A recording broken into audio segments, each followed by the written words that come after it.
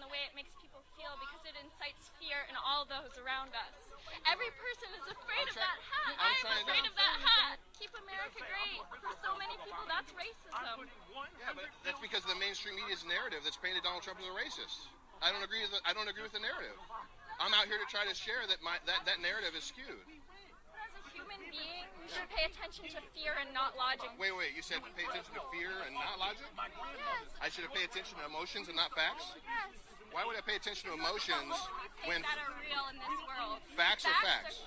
No, emotions are real. Emotions is one removed from spirit. I find that it is hard to trust others.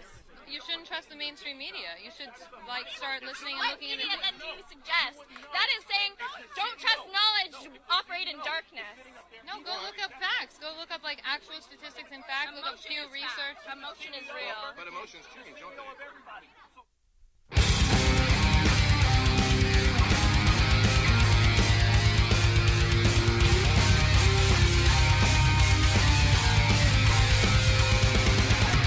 Good afternoon, everybody, and welcome to Freedom on Deck on 94.9 News Now and Stimulating Talk. It's the Long Island Redneck here, Brian Bro, joined by the mean one, Chet Martin. Ow. and the fearless one, CV Burton. Stand your ground, baby. Stand your ground is right. And I gotta tell you something, man. All week, I'm sure everyone's heard it. They've heard it on Lee. They've heard it on every other news outlet that you possibly could be listening to about Covington and these kids and whatnot that happened down at the Lincoln Memorial. And let me tell you something. I'm actually proud that kid stood his ground, that he didn't allow himself to be bullied, that those kids took enough guff from a bunch of racists that were there and attacking them. And I'm glad that this kid stood his ground. I'm glad that he came out. He was respectful. He did an interview with, I believe it was ABC. And where they questioned him. Where they questioned him. But you know what? His answers were on point and they were honest. And I'll tell you, from watching it, I did not get from this kid at all that he was trying to disrespect anything. He simply said that, his smiling was his way of saying, you're not going to get anything else out of me. You're not going to get me to act out or respond in any other way than this. What I saw and what I interpret from the mainstream media and from that audio that you just played is exactly what I said before we went on the air, that this was sort of Pavlovian conditioning that the mainstream media likes to put into the mix. They get you all riled up with someone that's in a Trump hat. They show you a certain clip that happens that they instigated, because I do believe that those black Hebrew Israelites were there and paid by the same people that paid Chief Stolen Valor, who came over with his drum, which I would have shoved straight up his rear end. Sideways. And that whole thing was promulgated to make us look bad. And the sad part is that school was shut down. Bomb threats, shooting threats, members of the media talking about putting kids through wood chippers. CNN. Yep. A contributor to CNN talking about putting a 15-year-old through a wood chipper before they knew anything. And people that I knew personally on social media going on the attack because they're just as bad as Pavlov's dog. Mm-hmm. And as part of the counter-revolution, I want to say unapologetically that I never met a person in a MAGA hat I didn't like. Amen. So take that. I agree. That's true. I agree with that. And as far as this Nathan Phillips, whatever, I mean, he's got multiple names, but, this guy is the biggest fraud and disrespect to Native Americans in this country because he's a liar and he's a master manipulator. He has been, now keep in mind when I'm not throwing stones at this guy, I'm just simply pointing out facts against what he has said in the media. He says that he served in Vietnam, Talks about when he Coming home. Talks about when he came home, he got spit on. How dare he? Okay, and amongst other things, talks about how those kids acted and how in native tribes that they don't allow that type of behavior. That respect for your elders is something that they instill in their youth, and that if his kids had acted that way, that there would have been a little bit of hell to pay, so to speak. But he himself, when he was a youth, not too much older than these kids are today, he had his own checkered past, which included assault, escaping from jail. He went AWOL 3 times. He had been arrested multiple charges of severe alcohol-related crimes, according to local news reports at the time from his hometown of Lincoln, Nebraska.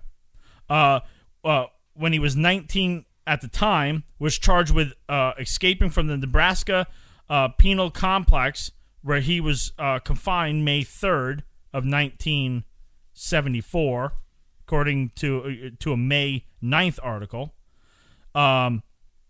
He was released on $500 bond, pled guilty to assault June 19th of the following year, I'm sorry, June 19th of that same year, my bad, and was fined $200. Now listen, I'm not sitting there saying that I am a saint and that I have never done anything wrong in my life. Doesn't matter. But I'm also not beating a drum. No. In anybody's faces. And I'm also not playing the victim. And I'm also not saying that I served in a war where my family members have served and died. Right. My uncle came back and died here because of Agent Orange. And when this guy makes a mockery of veterans that served in Vietnam, when he was being a Maytag repairman, repairing refrigerators when he served, and then he went AWOL and got discharged dishonorably. No. That's what happened. No, that's not true. He got a discharge. He did not get an honorable discharge. He got a general discharge. Fine, he got a discharge. But besides the AWOL, one thing, and this is, I've seen this a lot from people commenting on this on different posts, and these are people who have served this country with honor. For him to leave service after 4 years and never have advanced his rank beyond private is unheard of. It's not heard of very much. Aside from, and CV, I'll let you go in a second. Aside from that is also the past of his activism. Correct. In 2015, when he was interviewed on some news network, and I can't pull it up right now, but I watched the video, and he was accusing another school of taunting him during a tribal dance that he had. And then during the Dakota pipeline situation, where all the wonderful natives went to that rally. Well, yeah, it was basically... and dropped human feces everywhere and litter everywhere and never picked up after themselves and left it looking real good. Real environmentalists like there. Like an encampment, basically. And then, besides that, it was amazing to me when on Monday I was looking through the internet, trolling like I always do, and discovered that he was in a music video in 2012 from an artist named Skrillex. And I watched the video. And you know what the video was about? How police abuse blacks and Native Americans. Yeah, so he's also an actor, and folks. In the video, it shows them, they have a warrant, and they're issuing a warrant, and they're removing... Correct. The one woman is actually, in the video, is white. She's being removed from the house, and their stuff is being thrown out on the curb. They did that to make it look good. Right. After the black family was accosted. Correct. What kind of... And it's old, like, wait a second. What kind of old indigenous wise man would level false accusations against a high school kid or high school kids?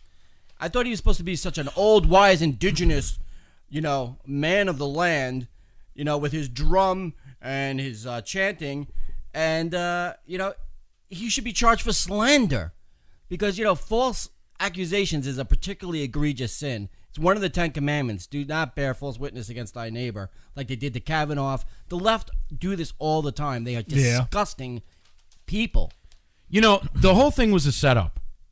The whole thing was orchestrated. It's pretty clear that black activist group was there to confront these kids and they were waiting for their bus, by the way. And then after over an hour of harassing these kids, and some old native comes up to you, and I'm sorry, I don't care if it triggers you out there, beating his drum in your face, and you expect this kid to act any better than he did? Oh, the smirk. When did a smirk become something evil in this country that you couldn't do? First of all, I think the kid was smiling awkwardly, because when I was 15, it was hard enough to go up to a girl and talk to her, let alone going into Washington for a pro-life event, which that child obviously believed in, with his hat on of choice, and being harassed by adults across the way for over an hour, called racist epithets, called homophobic slurs, told to go back to Europe, and then all of a sudden you got Tatanka coming over and beating his drum in your face, and you expect this kid to act any better than he did? What did he do that was so bad? This was a totally staged event. They scouted these kids out. They knew they were going to be there with their MAGA hats on. They've seen them there before. It was totally scouted out beforehand. These fake Israelites show up, and they rail against them. They call them products of incest.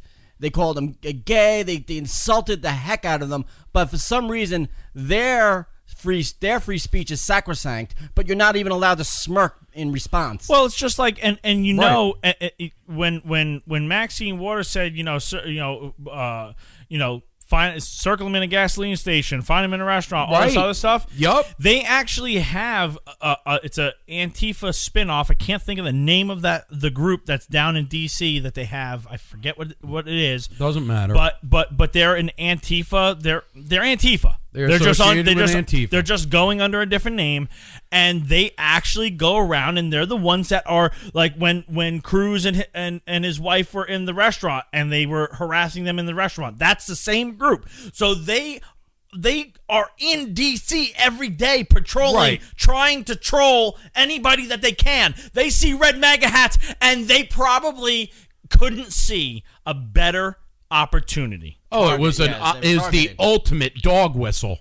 Oh, I mean, this was... They were probably drooling and probably stepping on their tongues as they were running over to the Lincoln Memorial. And it's all well and good for the mainstream media to come out and apologize, but some of those people should be fired, including Anna Navarro and all the rest of the schmucks at CNN. Don Lehman, and the rest of them that went and pushed this narrative, and these kids' lives got threatened. And, folks on social media, the ones that followed these news outlets and posted it and basically salivated just like Pavlov's dog, you should stop following them too.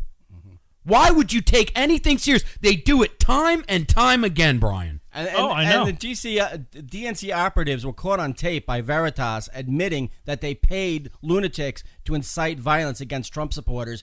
This is the same situation, in my opinion. Absolutely. Listen, it only gets worse from here, ladies and gentlemen. So please come back to Freedom on Deck. We're going to be talking about Cuomo, the child murderer, passing the law. Abortion up to birth.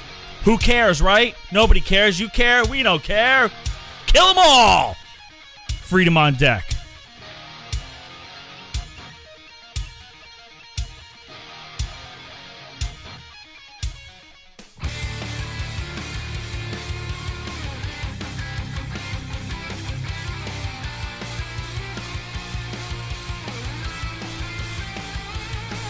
Welcome back to Freedom on Deck. Before we get into the next topic, just want everybody to know who we have coming up on the program. We have Steve Deace from the Steve Deace Show on CRTV, and he's got the book Truth Bombs, Confronting the Lies Conservatives Believe.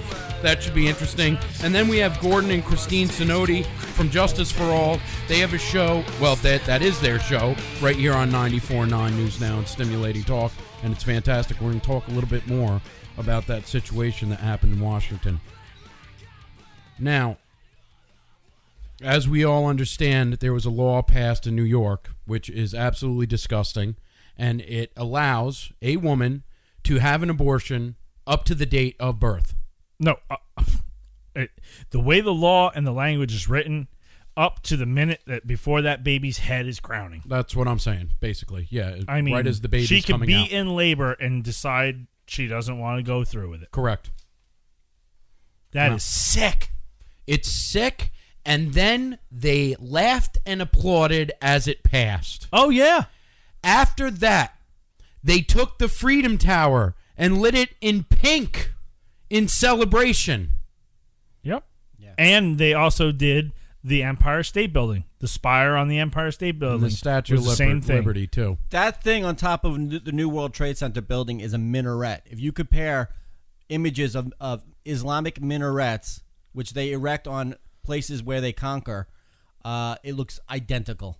Look it up. CV's right. Look it up. You people might be laughing, but he's right. And what they do? He is right. It's just a radio tower. They took down. It's designed to look like a minaret. And they took down the trade centers. Yes, they did.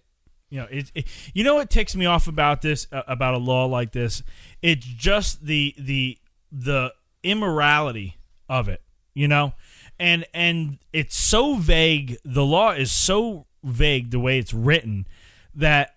Basically, anxiety could be a reason a woman could use to terminate the child. This whole story gives me anxiety. You know, it was interesting. I saw a post on social media, Brian, and it was this woman holding a sign that reads, "You're only pro-life until the baby is poor, transgender, black, gay, Mexican, disabled, or sick." Now, I take umbrage with that because I have a disabled cousin of my own, and I take umbrage with that.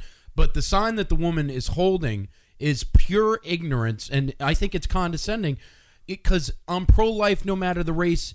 A baby can't identify.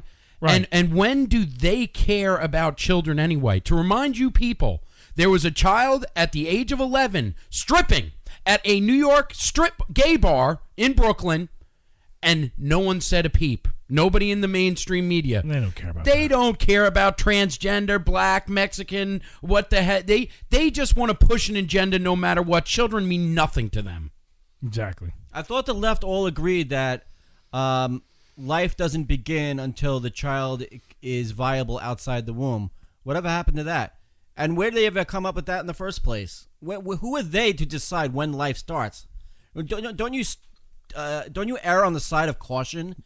If you're driving down the street and you see a bag or a box in the street, don't you drive around it because there could be kittens in there? Well, I mean, we're trying to err on the side of caution. You don't just kill something because you think it's not alive when you're not even sure. But why is it that it's up to the point of birth?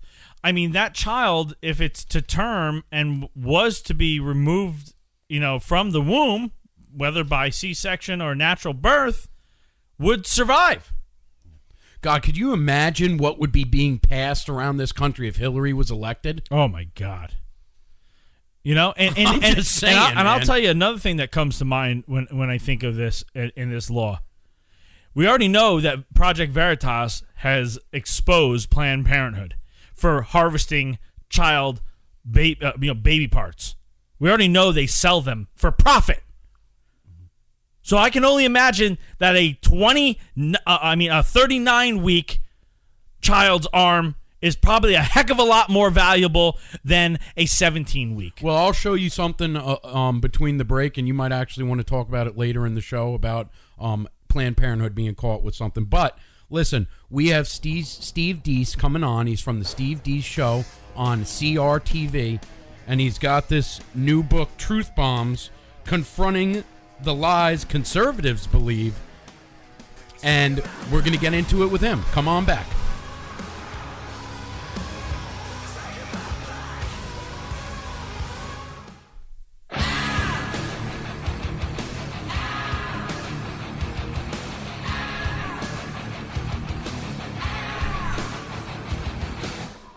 Welcome back to Freedom on Deck on 94.9 News Now and stimulating talk. WJJF on your FM dial, Connecticut, Long Island, and Rhode Island. This is your stop for conservative radio out here on the East Coast. Go to freedomondeck.com. Check out everything we have to offer, the backtracks, the midweek podcast. Like us on Facebook. Follow us on Twitter. Subscribe to our BitChute. Subscribe to our YouTube. You know where to go. Listen, our featured guest on today's program is the host of the very popular Steve Deace show on CRTV and Blaze TV, author of the new book, Truth Bombs, Confronting the Lies Conservatives Believe to Our Demise. Steve, welcome to the program, sir. Thank you, gentlemen. Pleasure to be with you. So listen, tell our listeners and tell us what we're doing wrong as conservatives and how we can fix it, because that's kind of what I'm getting from the book that was just released this last 15th. Tell us what's up here. Well, the book serves, guys, as a prequel to a book I wrote back in 2014, Rules for Patriots, How Conservatives Can Win Again. And I wrote that book as sort of an antidote to Saul Alinsky's Rules for Radicals, in that I thought conservatives needed practical steps, plans of attack for organization, argumentation, those sorts of things. But those things, I think, too many of our ranks, and I say this as somebody that has, where I'm a little unique in our industry with some of the other folks that work on this at a national level, is I've actually worked on numerous campaigns. I worked for the Ted Cruz for President campaign. I've been involved in campaigns from president to local school board, all kinds of legislative, congressional campaigns. So I've seen the nuts and bolts from the inside. And one of the things that I've seen since I wrote Rules for Patriots is we're still making a lot of the old mistakes. And so I wrote this book to sort of make the case definitively. The current political paradigm will not work. It cannot work. It is devised against us, so that no matter who wins elections, essentially it's heads they win, tails we lose. And so this book is sort of an attempt to deconstruct the current political paradigm in the hopes, as I write in the conclusion, that it will drive people to more consider the alternatives that I wrote about in Rules for Patriots a few years ago. So this is more of an attempt to emulate kind of what I call the Kenny Rogers approach. Promise me, son, not to do the things I've done. Okay, this is right. This is kind of my coward of the county. Here's all the betrayals I witnessed. Don't make the same mistakes I made. Now, Steve, to me, it seems like conservatives still don't know how to fight back against the leftist radical agenda. I feel like the mantra of being better than them has not worked. Would you agree, or would you think we should stay the course? Well, define what you mean by better than them. Well, it's like when I see Antifa attacking an elderly gentleman on the street, I say we should go down there and kick their teeth down, and a good conservative will tell me I got to be better than that. You know what I mean? I'm a firm believer in self-defense. Number one, right? But and I'm not a pacifist. But I will tell you that I don't believe emulating their tactics will work. I think we need tactics that reaffirm our principles, not the other way around. Now, I also think it's a false choice between let's live the thug life of the Marxists so that we turn America into the Bolsheviks versus the Mensheviks. I don't think that's a good idea. But I also don't think it's a good idea of let's blog them to death either. I think that the only way to beat bad ideas is with good ideas. The only way to beat lies is with the truth. And so I think I agree that our tactics are not aggressive enough, but I also think that they are perfectly fine with us emulating their tactics of cultural deconstruction, because that's their ultimate goal, guys. Their ultimate goal is the destabilization of the culture in the country. I sort of compared this today on my show, the current environment, to what Europe was like prior to World War I. And you had most Europeans, whether they lived in Italy or they lived in Germany or France, largely lived the same existence everyday Europeans did. They either worked in a factory or they worked in an agrarian life. They were enjoying the new technologies of indoor plumbing and silent movies and internal combustion engines. And so they were largely not privy to the Habsburg elites feuding with each other on one hand, and then the leftist new communist radicals, Marxist radicals on the left that are trying to provoke the elites into a war on the other. And that's a very good metaphor for where America is at right now. For example, only about 25% of Americans own a Twitter account. And of those that own one, those who have more than 1,000 followers and are active on it on a regular basis is a scant percentage. It's in the single digits of Americans. However, all of the elites are on Twitter. All of the leftists are on Twitter.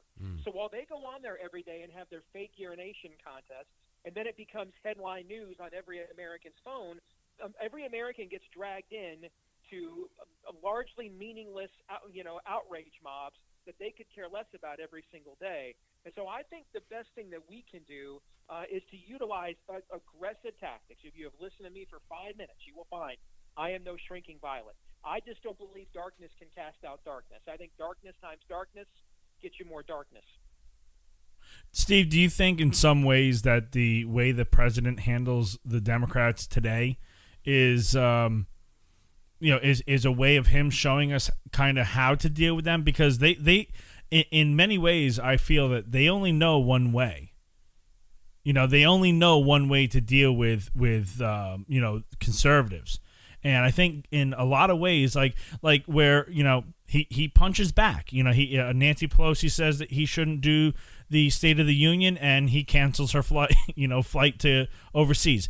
He is not one to sit back and take any punches. For the most part, I agree with you. One of the things the president does very well, and this is where I think you could emulate more of the left, and I write about this in the book. Humor is a devastating weapon. If it is funny, people will give you permission to be brutal in destroying your opponents. And the left has used this against us for so many years. The Pocahontas stuff. He has destroyed her presidential candidacy before it ever got started. He provoked her into releasing that she is, after all, 1,024th or whatever it is. He provoked her to self-parody. Okay, so that stuff absolutely works. Humor works. Here's the thing about Marxists. When Alinsky used to have his meetings with his disciples back in the day, he would ask the young Marxists that he was mentoring. He would ask them, why do we organize? And they would give them the Ocasio-Cortezian, idealistic answers for social justice, for equality, and he would laugh all of those off. And Alinsky would say, for power. We organize for power. The true Marxist ultimately is driven by power. It's why they have no qualms about dehumanizing their opponents. It's why they have no qualms about lying to the point of having no self-awareness whatsoever. It's also why the president should not have done what he did yesterday. If he had no plans whatsoever to go through with, I'm walking into the House and delivering a State of the Union speech, and I dare the sergeant at arms to stop me. If he wasn't willing to go to that extent, here's the thing with Marxists. Ultimately, you cannot negotiate with people who want to end you. It is pass-fail. It is win-lose. This is not a negotiation. It's an invasion. So, it's the old Mike Tyson line. Everybody's got a plan until they get punched in the mouth. All right? So do not engage a Marxist. That's one of my political commandments I always give clients that I work with. Never attack what you're not willing to kill. If the president wasn't willing to force himself to give that speech, he should not have issued that letter yesterday and then gone back on it hours later, because now they're going to be even more emboldened to wait him out all the more. You saw Cory Gardner from Colorado. You saw him break ranks today. You saw another few, and not just the Susan Collins, Lucy Murkowski's. You saw a few other Republicans break ranks today and vote with Democrats because they sense that there's no plan and the president's not on offense. He needs to stay on offense. We have Steve Deace, host of the Steve Deace Show on CRTV and author of the new book, Truth Bombs, Confronting the Lies Conservatives Believe to Our Own Demise. Steve, President Reagan warned us about Rockefeller Republicans, moderates, many years ago. Have we heeded his warning? Well, what's happened is the Rockefeller Republicans that he warned us about are largely now what I like to call small p progressives. You have your Marxist progressives. That's what the Democratic Party is, guys. There aren't really too many liberals in America anymore. No. There are two Americas, but it's not liberal and conservative. It's what I call leftist America, and then what's left of the old America. And so what's happened is the Democratic Party has gone over the Marxist cliff. What's happened is a lot of people that might be for bigger government than us, that might be totally fine with killing babies, they've gravitated more to the Republican Party because while they may not be conservatives, they're not communists either. And so the Republican Party in Reagan's day that was the Big Tent has now become a big tarp. And here's the difference. A tent may waffle some in the middle, but it has stakes at each corner that rooted in the ground, that keep it grounded. And you can live in a tent. A tent can be a habitat. You can live there if you have to. But a tarp is a covering. A tarp is where you go for shelter from external forces, a storm, for example. And it's only for temporary. You can't live there. It's just meant to give you temporary cover.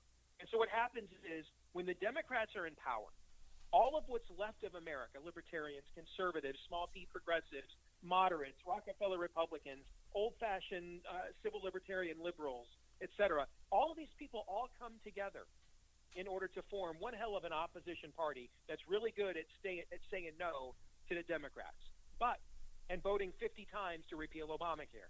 But when the sky's clear and the acid rain of the Democratic Party ends, and they all come out from underneath their tarp, and now it's time for them to govern because they won, they can't govern because they don't agree. The Koch brothers don't believe in the immigration sovereignty that the president is fighting for example. Right. 1/3 of the Republican caucus likes Planned Parenthood more than people like me, for example. And so all of these people, when they have to govern affirmatively, they can't keep their promises. And so when they go from voting 50 times to repeal Obamacare in the minority to they can't do it now when they have a majority. Well, so Steve, do you see the Republican Party ever making a split? Yes. Yeah, and I think it's inevitable. I think this last primary was a giant step towards it. If you look at, we had 17 candidates run, and it is almost like the conservative base, when they saw for varying reasons, they thought, the swamp thought Trump was a con man, carny, who had no chance to win, and they thought Cruz was a purist that they hated, so they didn't like either one of these guys for different reasons. And the fact that in the highest turnout Republican presidential primary of all time, those were the two guys left standing, is indicative of a conservative base that almost said, wow, well, we weren't sure who we were going to support, but since you're telling us those are the guys you hate, we're in. That was the first step. When you look at the willingness now that Mitt Romney's not lying to you anymore. He shows up in Washington after claiming to be severely conservative, right, and being on the cover of the National Review as the next Reagan. He shows up in the Senate before he's even inaugurated, and he's already virtue signaling to the liberal media. John Kasich's not lying to you anymore. They're not lying to you about who they are anymore. And the conservative base isn't lying to itself about who these guys are anymore either. And if you've ever been a part of a divorce, when the two spouses so disdain each other that they are now openly into one another's faces, airing their grievances and what they can't stand about the other side, and saying things like, well, we're staying together for the children, or in the political metaphor for that would be, well, we're here to win elections. That's a marriage that's almost over, almost every time. Hey, Steve, tell everybody where they can go and get the book and check you out on CRTV.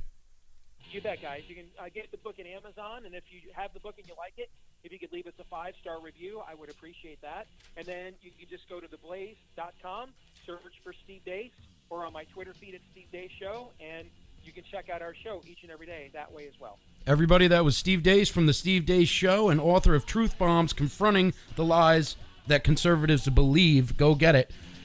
And Brian, we're going to be coming on back. What are we coming back to? We're going to be talking about Nathan Sullivan. He was caught. He is the man who raped that woman in a vegetative state out in Arizona. Sad story. Sad. Come back to Freedom on Deck.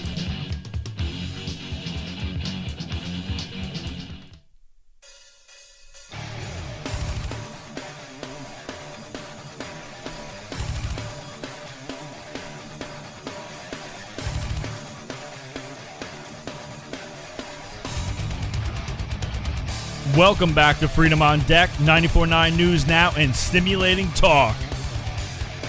Steve Deace, what a man. Awesome conversation.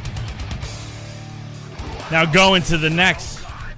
You know, I started looking at our topics before I get into it. Mm-hmm. We really report on some sick stuff. Yeah, well, that's because no one else does. Because no one else does. So, nowhere this week did anyone really report on the follow-up story of this man who sexually assaulted a woman who was in a vegetative state in hospice care. I don't know what you would really call it. But this guy's name is Nathan Sutherland, a nurse at the Hacienda Healthcare in Phoenix. Who was assigned to care for the woman in a vegetative state who gave birth to a child, was charged with sexual assault, the police said. And detectives at the Phoenix Police Department took the nurse, Nathan Sutherland, 36, in for questioning in the case on Tuesday. The police said and collected a DNA sample from him that matched that of the child, a boy who was born on December 29th. Mr. Sutherland was booked on Wednesday morning at the Maricopa County Jail on one charge of sexual assault and one charge of vulnerable adult abuse, the police said. I'm surprised that they didn't come at him harder with the charges. Oh, they should. I mean, sexual assault, I would definitely would say that would be blatant rape. And it's amazing. I look into this story. I don't see anything from the family of this woman. Where's the family? Questioning what the hell happened at this care facility. Oh, I'm sure they have an attorney, and I'm sure it's going to... And there had to be some red flags. I mean, I'm sure he didn't rape her once. I'm sure it was multiple times. And you know what? When you have women that are in vegetative states, put a camera in the room. That's what I was going to say. You know, when you have a male nurse, and look at, he doesn't look like an exemplary fellow. I'm sorry. No. Take a look at his mugshot. He looks like a piece of trash. Yeah. And you're going to let him go take care of a woman? He's sitting in the picture I'm looking at. He's got cornrows and he's cross-eyed. What the hell's this guy doing taking care of someone that's in a vegetative state? Give me a break. I'd be suing the pants out of this place. I'd own it. And they'd all be fired, too. And what's crazy is he's worked there for a long time. He's probably done it to other people. Since 2011. And and where's the background checks and all the other stuff? I mean, unless he's clean as a whistle. But looking at him, I'd say clean is the last thing on his agenda. He's not clean as a whistle, that's for sure. Why are they gonna rough him up in the slammer? I hope he doesn't drop. I hope he does drop the soap. Oh, if they find out what he did, oh, they know. They will probably know. Listen, they got TV in prison. They watch the news.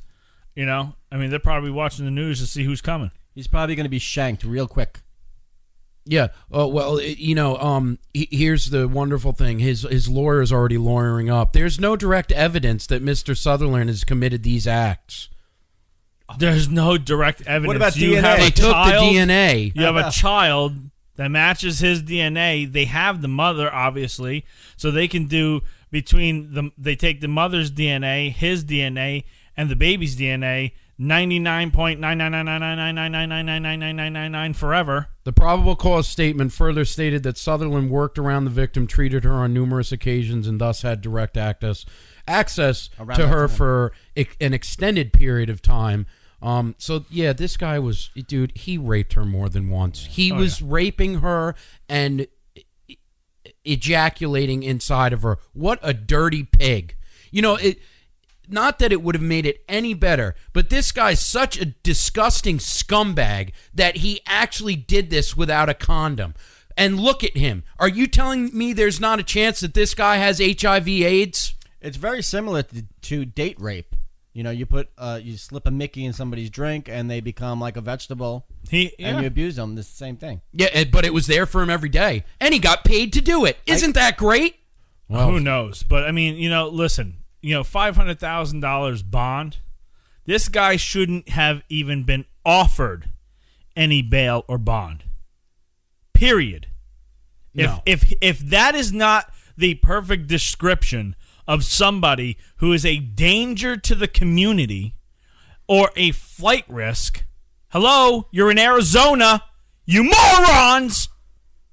It's not like he doesn't have to go far to get across the open border. Build the wall. And what kind of freak? He's like, And deport this guy with them all. It's like he has necrophilia, or he's a necrophiliac. No, he's a loser. He's a scumbag. He's dirty, and he was put into a position of power, and he abused it. And he abused a woman that couldn't defend herself. What a scumbag! It's the same thing as raping a child Or a dead body.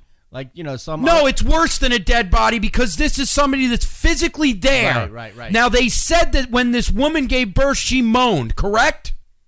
Am I right? Yes. That's how it was reported. So she knew she was being raped, too. Because if she was moaning when she gave birth, then she was aware of it. She's not a complete vegetable then, is she? She's not brain dead. If she was moaning, she's not brain dead, is she? It's a stupid, the description doesn't even work when you think about it. I want to know, what is their protocol for treating patients? I mean, how suspicious is it that you turn around and close a door or lock a door and you're in there for a while? I mean, there's people coming and going and people visiting family members and things like that. I would imagine in this care facility, I'm sure it's probably much like maybe a nursing home or something like that setting. So. Nobody suspected when he was in there locked door, right? I mean, he certainly locked the door. Shades drawn on the door. Right. I mean, come on. And maybe he was going in there an excessive amount of time. Right. It's just crazy. Yeah, a lot of elderly people get abused too. Yeah, I'm sure they do. That's the set, and it's a good point. This happens all the time throughout this country and throughout the world. But when it does happen. Some libtard judge shouldn't be able to say he gets bail. Right.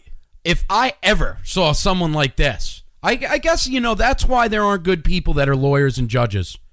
Because, there are a few, but because there is this, I wouldn't be able to do it. I wouldn't be able to give this guy bail. Forget it. I'd want him to rot in hell. There has to be, this idea, this notion of some people get bail, some people don't. It depends this and that. It shouldn't be that way. You commit a violent act against somebody, you shouldn't be getting bail. I agree. Simple as that. I don't know how else to explain it. Listen, we have Gordon Videll and Christine Synodi from Justice for All coming back, and we're going to be talking about the Covington students and that whole situation again with them. Freedom on Deck.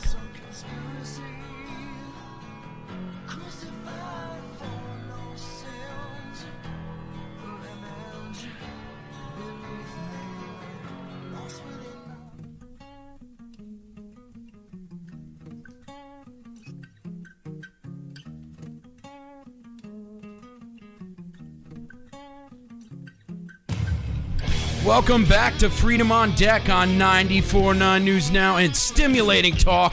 Me and Chet Martin here, joined by the Long Island redneck Brian Bro. Oh, yeah. C.V. Burton. Listen, make sure to go to Freedom on Deck. Check out everything we have to offer for you there. It's carte blanche. Like us on Facebook. Follow us on Twitter. Subscribe to BitChute, subscribe to YouTube, all that jazz.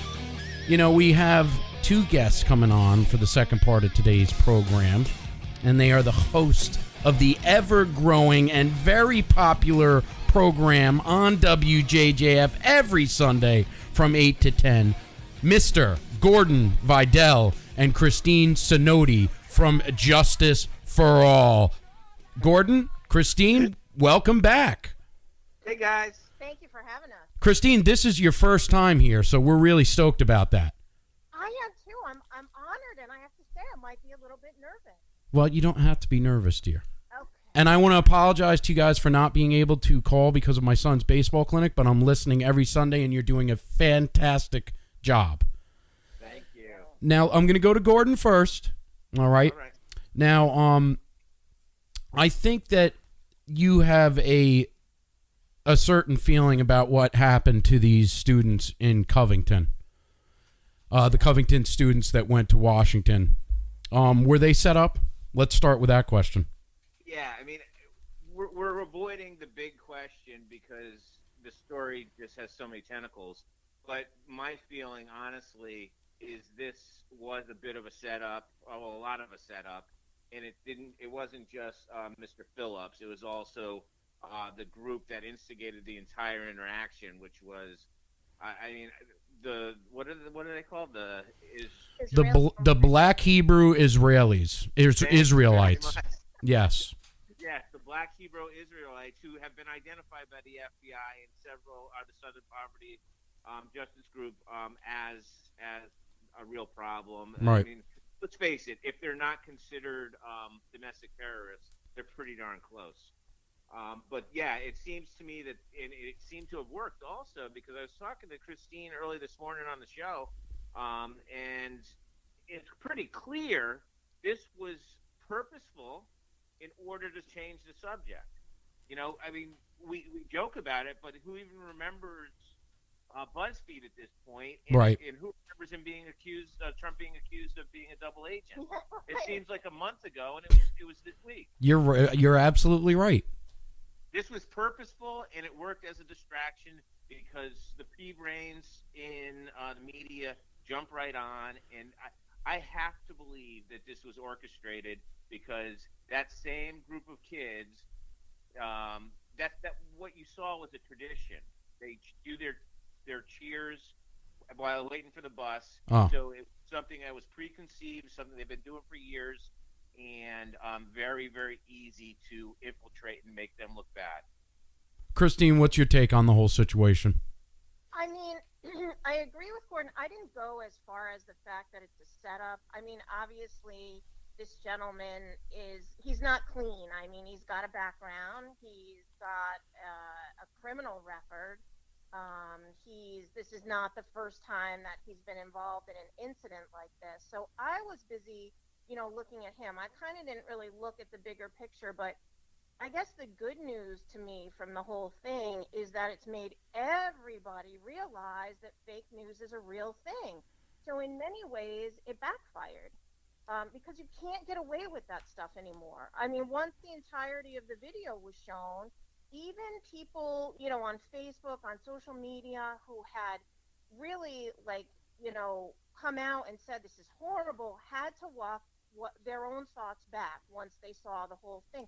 And frankly, when you see the kid and you see the whole video and you see it in a different light, that kid is amazing because he quietly stood his ground.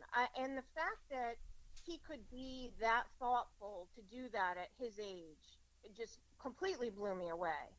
I mean, so I think people, and I did read an article, I think it was on Atlantic Monthly, and the title of it was, I failed the Covington Catholic School Test. And it was about how, the initial reaction of the writer was, right along with the fake news. And then, it really makes people, I'm hoping that it'll make the collective consciousness do a double take and look back and look at things differently. So I personally think it backfired. I hope.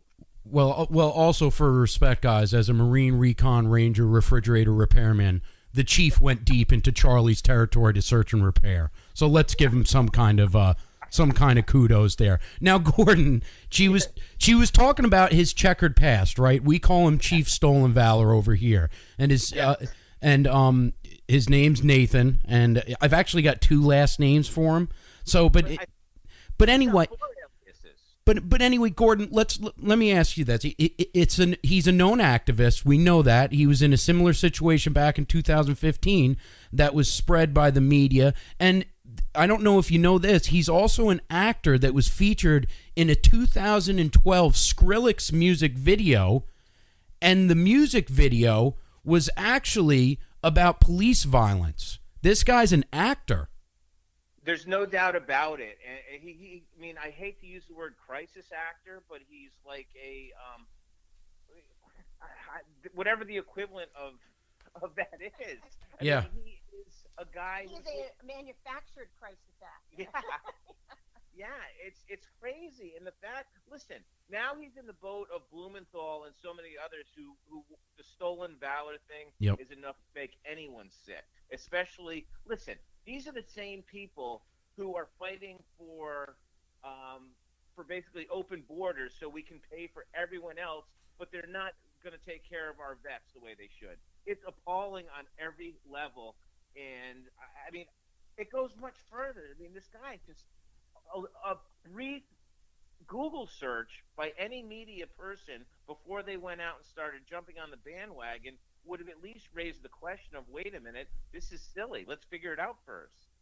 You know, Christine, these kids have the name of Covington High tied to them as they apply for college, the military, and the workplace. I would assume that this may have a negative impact in their future endeavors, right?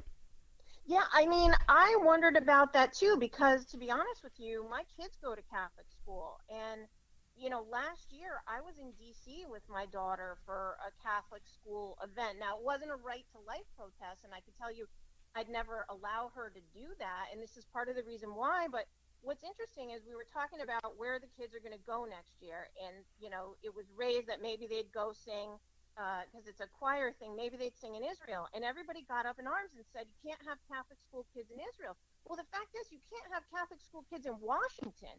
And I guess that's the part that really bothers me. These were kids, and some of those kids were acting like kids. But the rest of that group who's older, I feel like those kids were targeted.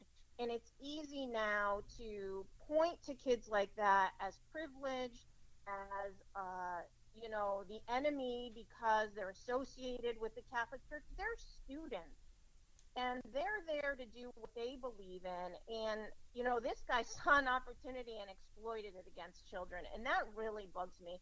I don't know what the backlash against Catholic school children is going to be ultimately in academia down the road, unless people really start to rethink their values and how, you know, we're prejudging people based on where they come from. I mean, it's the left doing exactly what they're accusing everyone else of doing. It's so offensive. Well, the ones who preach tolerance are the most intolerant. It's time and time again. But let me just quickly add two things about this guy. I mean, if you go, I think it was the Detroit Free Press, he actually he said he got in between beasts and prey and referred to these children as beastly. Yes, he did. Yeah. Oh my God. Yes, he did. Yes, he did. Gordon, I agree with Gordon about this being an orchestrated event, because that Indian guy, the indigenous guy, was not part of the Black Hebrew Israelites at all. So what are the chances that the two of them would converge at the same point at the same time? And the DNC admitted that they pay agitators. Yeah, Gordon, before you came on, you told me you thought that that they were funded by the same group, right? Oh, I'm just assuming the same type of person is funding these operations. So it only make, you know, it's like fixing a fight. You have to fix both sides. You can't just fix one. It doesn't work. Right. So, but I mean, it's so offensive that, I mean, so many things about this. But looking at it from a good standpoint, if I was to come up with an actual scientific experiment to show media bias, I would do 3 independent stories and see how quickly they jump on them without any proof whatsoever. And this week we had that. Yeah. And anybody who doesn't see that now just isn't paying attention. I know you guys see it, we see it, and I think we're doing a good job in making other people see it between our shows and everyone around the country who does what we do. We only got about 4 minutes to go, but I wanted to ask Christine this. Christine, the day after the New York Daily News came out with a story and pushed the narrative that these kids were painted up in blackface. Now, what it ended up being was that what a lot of schools do, and they call it a blackout rally, and their school colors were actually black and white. So what the New York Daily News did was They went to the actual high school website, cropped a picture of these kids with black face paint on, and said that it was racist in the way that they were portraying themselves at a basketball game. Now, when you further looked into it, it's a picture on their site with these kids totally in black, with their arms painted, their faces painted, with white eyes around it. It was for their school colors and for a rally, and ended up being another fake news story. Now, what they're trying to do is cover up for the fact that they were wrong in the first place, right? Yeah, right. Well, it's so funny. I was saying to Gordon earlier, I bet you this guy, how many Redskins games do you think this guy's been to looking for the guy that's painted red? Right. He can go out. I mean, that's exactly what it was. What's frightening, though, is they won't let it go. Savannah Guthrie's interview this morning, or was it this morning or yesterday? It was the other day. But, I mean, first of all, that kid without the hat, Mm-hmm. you can really tell he's a kid. And you can really, I mean, he's extraordinary. But Savannah Guthrie must have tried 7, 8, 9 times to point out things he did wrong. And all he did was stand his ground. That is where the media still just doesn't get it. And they ask themselves, how did Trump get elected? Look in the mirror. Right. Now, Gordon, you're a famed attorney. There's a lawyer that we've heard, and there's a lawyer from L.A. by the name of Robert Barnes who says he wants to represent these kids pro bono against Maggie Haberman of the New York Times, and he said he was going to include the Daily News after what they released with that picture that I just brought up. Do they have a good shot here to get a good lawsuit going? It's hard to say, because I was thinking, how would we attack this? And, you know, just like you, we are so for the First Amendment. I mean, it's freedom of speech. Come on. Yeah. But this is so bordering on criminal. This is inciting violence around the country. And somebody's going to die. And it's not going to be one. It's going to be a lot of people. And they're going to point at us. And we can all clearly see what's going on. Is there a potential lawsuit? I think there is, because they defame those boys. And they're going to be harmed for the rest of their life because of it. Christine? I mean, imagine just even like their families. I mean, these poor kids and their families and the insults they've had to endure out of just absolute sheer ignorance and malice. They went out and they cut and paste, like Chet said. And don't you guys think this was very Pavlovian? It all is. It is. And what's worse is that's what they accused Trump of. Right. You know, the whistleblowing. Mm-hmm. It's 40 years of this exact set behavior, but it's coming to a head. And the media has been infiltrated by these type of ops for decades, and now you can actually see it. And thank God we all are pointing it out so other people can see it. I mean, I walk down the street now and people are like, oh my God, I didn't realize. Now I'm reading, now I'm seeing it. And it's there. It is there. And it's always been there. Listen, guys, thank you for coming on the program. Everybody, that was Gordon Videll, Christine Synodi from Justice for All. They're here every Sunday on 94.9 News Now and Stimulating Talk from 8 to 10. Brian, what do we have coming up next? We have 4 arrested in a plot against Islamberg, New York, which is a Muslim enclave in upstate. Don't want to miss it. Come back to FOD. There's more here to this story, too. Believe me.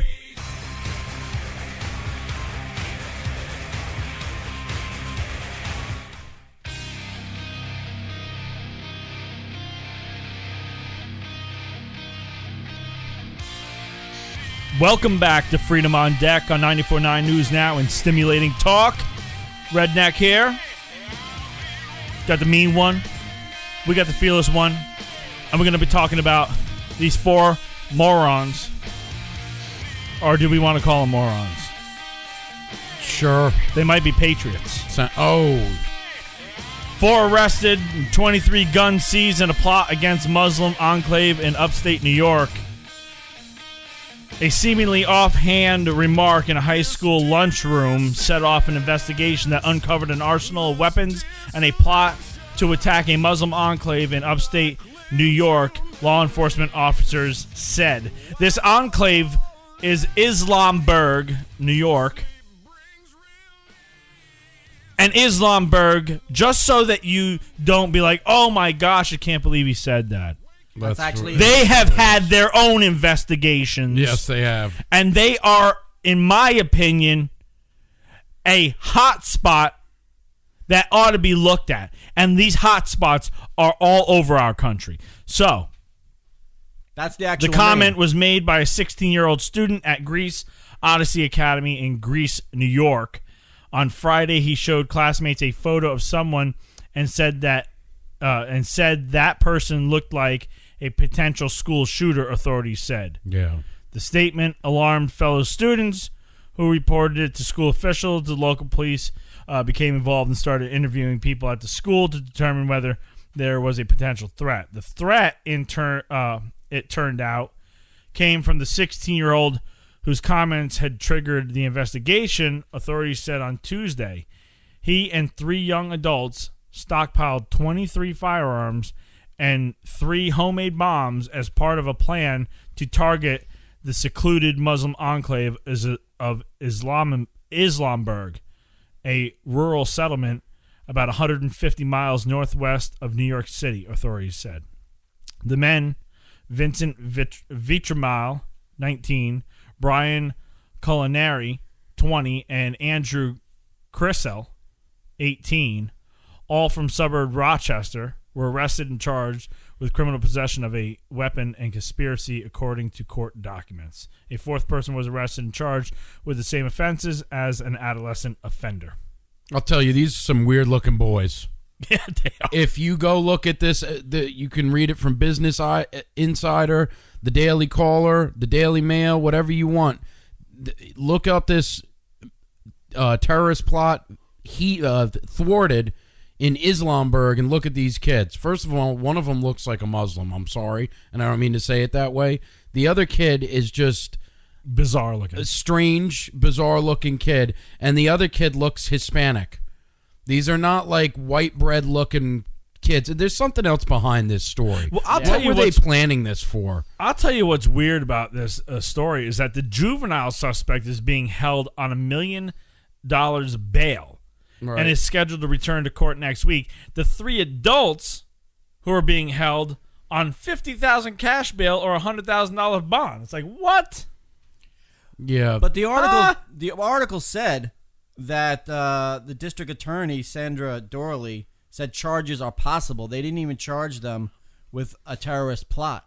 Right, because I think they're waiting for the feds to do that. And you're right, Brian. This place, Islamabad, there has been some deviant activity over there. They were raided by the feds. There's a facility up there where they train terrorists, and all you have to do is check out the Clarion Project to hear more about that. I'm suspicious of this whole story because I think the kid, made this offhand remark, knowing that Islamberg, and that's the real name, has a record of terrorist activity, and so he made an offhand remark, and these snowflakes reported him on it, and they found 23 guns divided by 4 people. That's 6 guns each. That's not a huge arsenal. Not really. It's not. It's not. I think this is overblown. Well, listen, when we come back, we're going to be talking about good old Sheila Jackson Leigh stepping down. Bye-bye, racist. Don't turn the dial. Freedom on deck.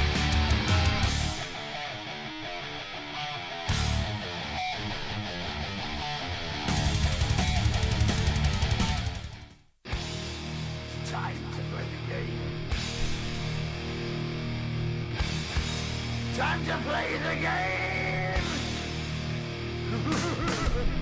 Oh, yeah. FOD on your dial. You got it to the right station. We're going to be talking about Sheila Jackson Leigh.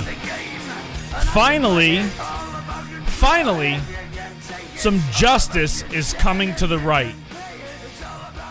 Finally. Remember that old envelope that Sheila Jackson Leigh slipped to the attorney of what's the moron who was accusing Dr. Blasey Ford. Yeah, Dr. Blasey Ford. Yeah, accusing Kavanaugh. Well, good old Sheila Jackson. She's a good judge of character. Is resigning as Congressional Black Caucus Foundation chairwoman in wake of ex-staffer's lawsuit. Says Sheila Jackson Leigh, Democrat from Texas, resigned as the chairwoman of the Congressional Black Caucus Foundation Wednesday after a former staffer filed a lawsuit earlier this month claiming she was fired as retaliation for planned legal action related to an alleged 2015 rape by a supervisor. Shocking. Democrat Party would have this type of thing going on. Yeah, and it's where is the Congressional White Caucus Foundation? Well, first of all, it's great that the Congressional Black Caucus had Sheila Jackson Ian Lee step down, but when are they going to stop meeting with rabid anti-Semitic people like Louis Farrakhan? Well, because just last month they met with him again. Yeah, but when's that going to happen? But they don't condemn her, and they don't say it's not like we're asking her to step down because of her misjudged character and hiring staffers or anything like that.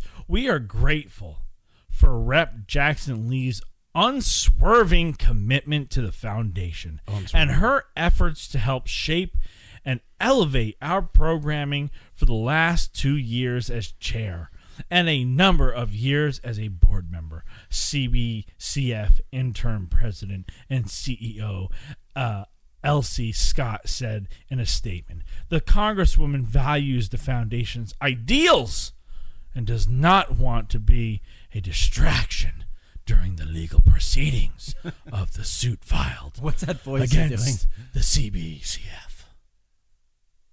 My point is that the Congressional Black Caucus has a lot more to worry about than who's heading it.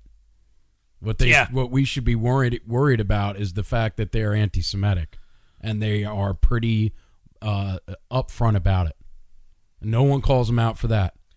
I wish Sheila Jackson Lee, by the way, no relation to Geddy Lee of Rush, would resign as a representative in Congress altogether instead of just resigning from the Congressional Black Caucus. But she's an example of this study. Does anybody remember the Milgram study of 1963, where they show that most people obey authority? She was told to fire this person by somebody that she respected or one of her peers, and so she did it. And that's another thing about the left. They always follow their leaders. Well, blindly they follow their leaders. Well, I mean, it says Sheila Jackson Lee had no immediate comment on her resignation, but previously denied that it retaliated against or otherwise improperly treated the staffer who is identified in the lawsuit only as Jane Doe. So she's sitting there denying it while she's stepping down. Yeah. What's happening to the left is awesome. I'll tell you what.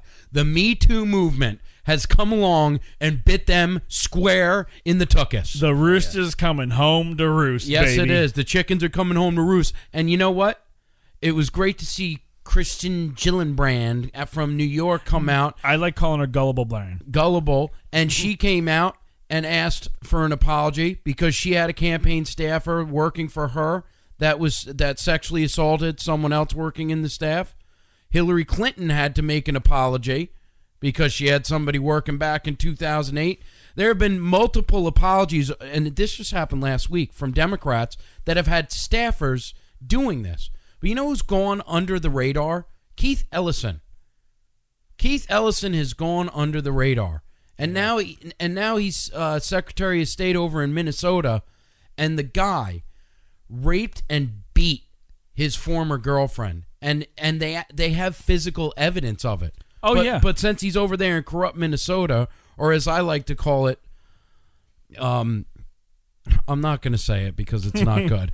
Okay, I'll stay away from that. Who was the congressman? Who was the congressman that sexually assaulted a boy or a male? There's been probably about 10 congressmen that have done that over the last 10 years. He was the one who was falsely accusing Kavanaugh with the rest of them. I don't know. The point is the Democrats' cracks are showing, and it's great. Democrats. And you know what?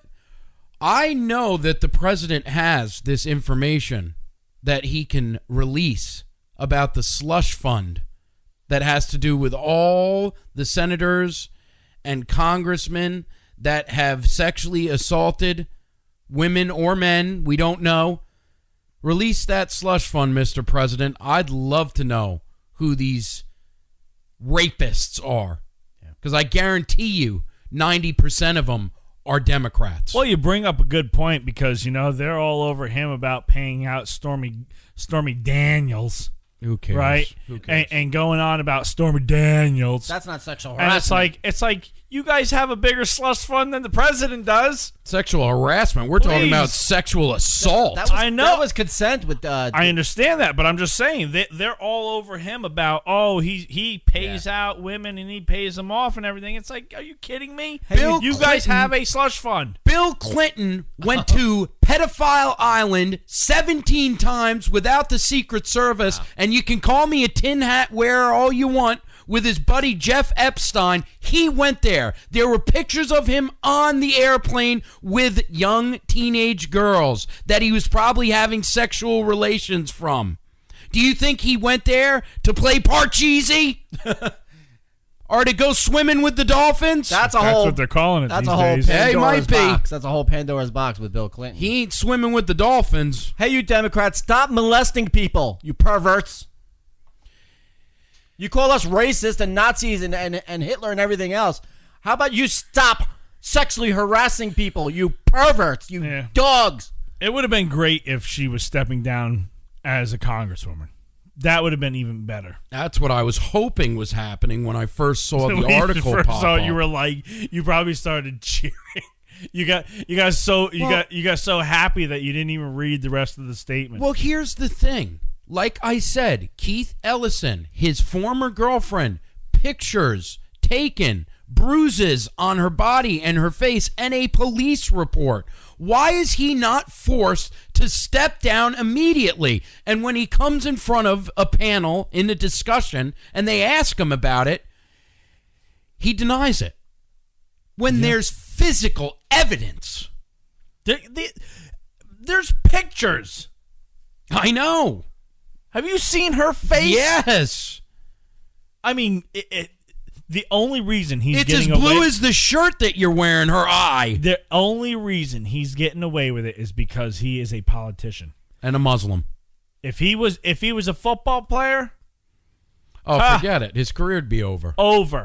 His career'd be over. But because he's a Democrat, if he was Muslim, if he was a rap star, over. Well, in his culture, I guess, in his defense. Oh, I'm sure he's in been the Islamic culture. He's been beating women ever since he's seen Daddy. He has, because there was a woman before this one that claims that he assaulted her too, and other girlfriends that have came forward saying and corroborating the same thing. Exactly. Bunch of sexual deviants, you Democrats. You should be ashamed of yourself, but you don't know any shame. Yeah. They listen. We need to start holding all politicians' feet to the fire.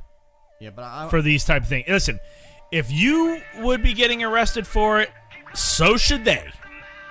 Bottom line. I'm singling out. Speaking of getting arrested and holding someone's feet to the fire, when we come back, we're going to be talking about this little scumbag, Justin Merle, who drug an officer 2 city blocks in New York City, getting off with only 16 months to 4 years, and he's only going to have to do 80% of his minimum sentence of 16 months. Makes me disgusted. Protect the ones that protect us. Protect our police. Come back to FOD.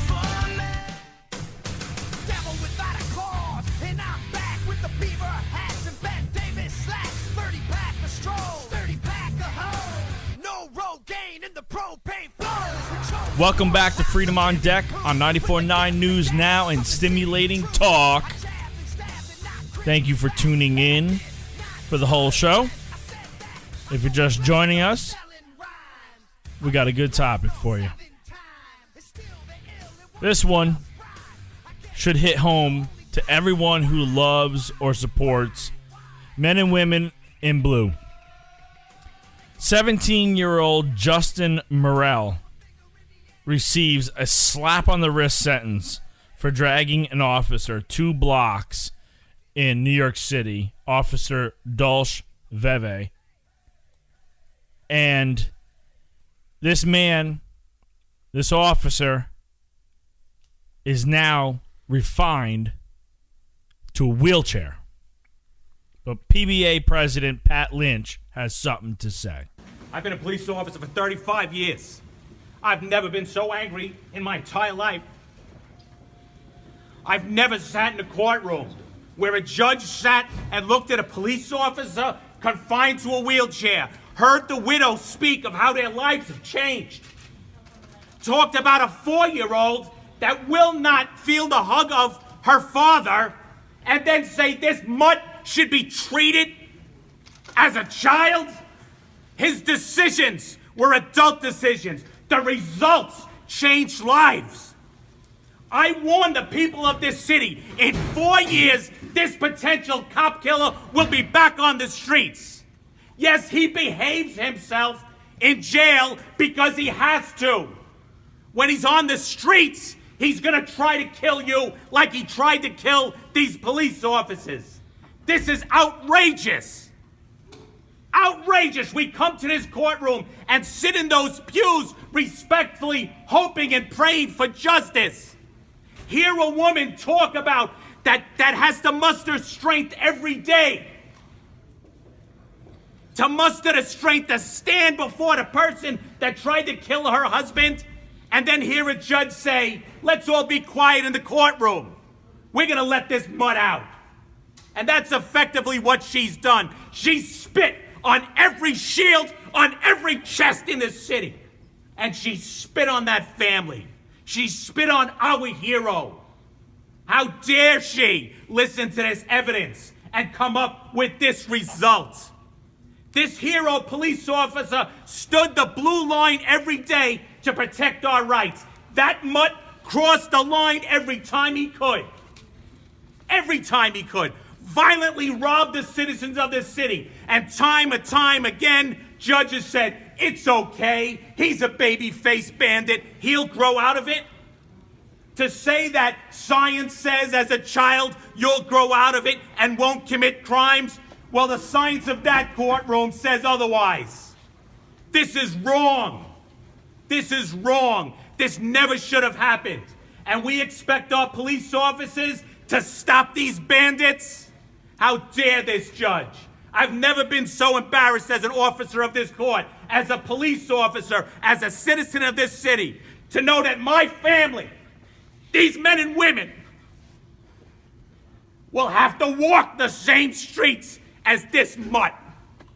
Tonight, I ask the city to put their heads on the pillow and bow their heads and think about a hero police officer, Dalsh Veve, which will need help to put his head on that same pillow.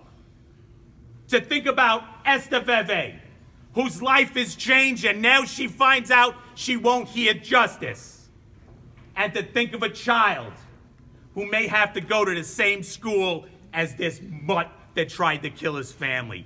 This is wrong, and there's no nice way to say it. That's what he has to say. What a disgrace. I got to tell you, I'm sick and tired of these judges. I'm tired of these liberal judges. You know, time and time again, they cave, they kowtow. Let me tell you something. If that guy was white, the book would have been thrown at him. You know, Patrick Lynch. He would have had the book thrown at him. Patrick Lynch said it all right there. Summed it up perfectly. That's right. And that judge is a disgrace and basically spit on the shield. You know, my grandfather was a cop, and he was a damn good one. After he served in Iwo Jima and came back here and put the shield on. And you got scumbags like this, who's not a kid, by the way. Oh, no. When they caught him with this when they caught him with this car, it was a pizza delivery car he had stolen. But you got ABC spreading more lies as I'm reading this and saying the car was stolen. Not by the mutt that actually stole it. You know, New York is going to hell in a handbasket real quick. You just had King Herod, also known as Governor Cuomo. Good term for him. Okay? King Herod, if you don't know, he's the king that tried to kill all the children once Jesus was born, once it got around that Jesus was born. He was trying to kill Jesus. But Governor Cuomo, he's not trying to kill the Messiah. He's just trying to kill every baby in the room. Yeah, you're damn right. And instead of the Freedom Tower being lit in pink, it should have been lit in red for the blood that's going to be lost from all these babies' lives in New York. Oh, yeah. And I don't want to get away from the topic. No. But painted red for all the officers' lives who are lost every day in cities all over this country, but especially right here at home in New York City. And nobody cares. These judges, I don't understand how she can go home and sleep at night. She shouldn't be able to. What Lynch said was perfect. He called her a mutt. The problem is a judge who's obviously very liberal, of course, probably thinks the same thing about our police, that they're mutts. Racists. Yes. Oh, sure. Officer Veve doesn't sound like a white guy to me. Maybe I'm wrong. But, the point is, anyone that puts on that shield. What about those two guys that were sitting in a Brooklyn parking lot when they were enjoying their lunch?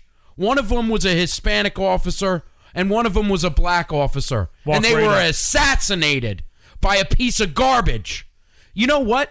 These garbage criminals, pieces of craps, and I don't care if it sounds bad, they are motivated to do these crimes. Yep. They're motivated by our political leaders to do these crimes.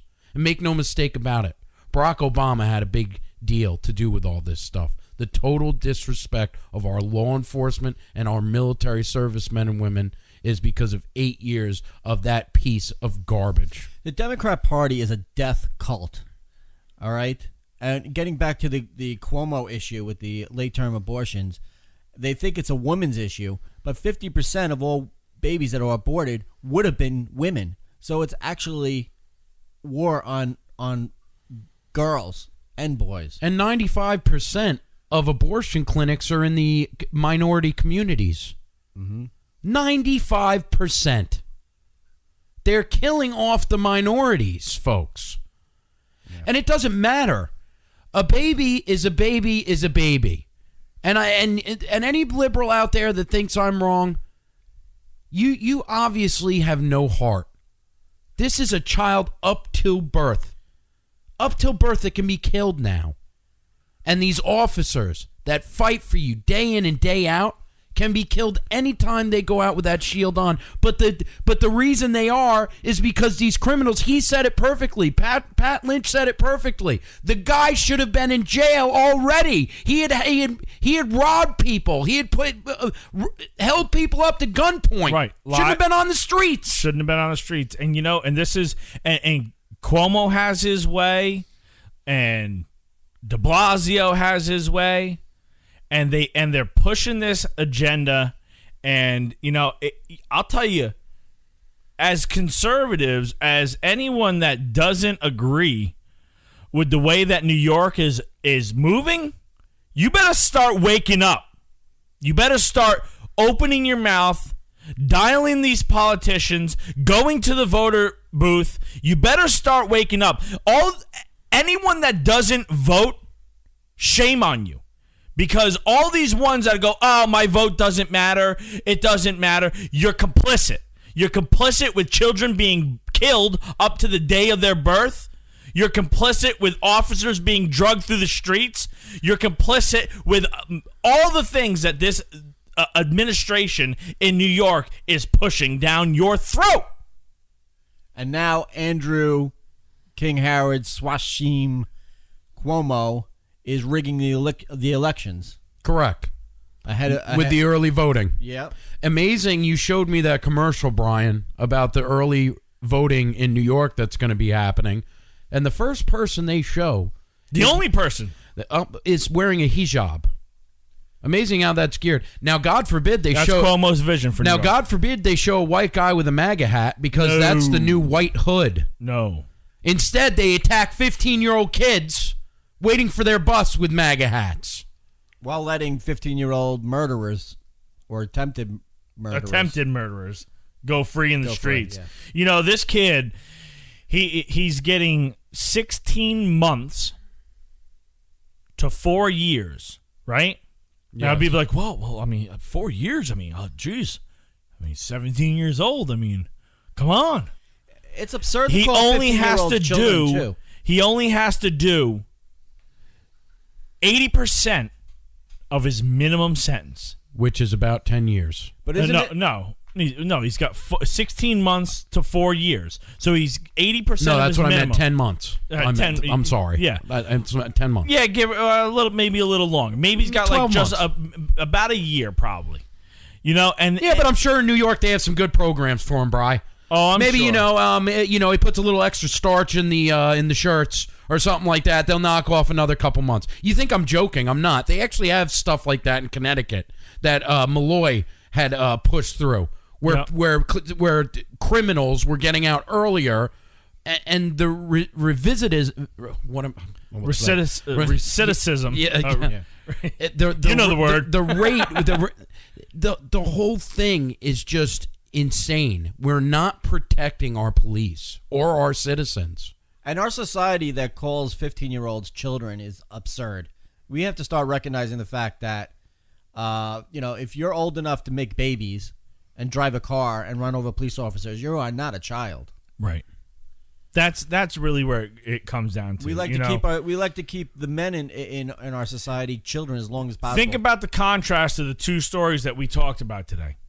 We talked about 4 boys, or 3 adults and a high school kid who's being charged as an adult, but his identity is being held secret for plotting an attack on Islamburg, New York, a Muslim enclave in upstate New York. That young man who's 16 is being charged as an adult. This guy who's 17 is being charged as a minor. Put that in your pipe and smoke it. Listen, come back to Freedom on Deck next week. We've got Kat Goulart. She's running out in Connecticut. And we also have John Milkovich, part 2.